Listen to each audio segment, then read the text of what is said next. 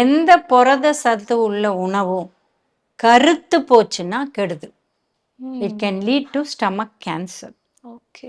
அந்த அளவு.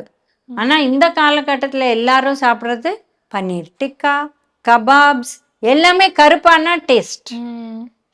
பட் என்னைக்கோ ஒரு நாள் சாப்பிட்டா ப்ராப்ளம் இல்லை. ரெகுலராக இதெல்லாம் சாப்பிட்டிங்கன்னா எங்கள் ஃபேமிலியில் கேன்சரே இல்லை, எனக்கு எப்படி வந்ததுன்னு கேட்குறாங்க.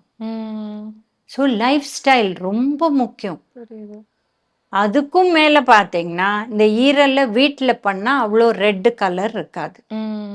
வெளியில் எந்த மீட் எடுங்க, சிக்கன் டிக்காவாக இருக்கட்டும், லாலிபாப்பாக இருக்கட்டும், இந்த ஈரலாக இருக்கட்டும், எல்லாமே ஒரு பிரைட் ரெட் கலர். எங்கேருந்து வருது அது? ஃபுட் கலர்ஸ் ஆட் பண்ணுறாங்க. இது கெமிக்கல்ஸ்.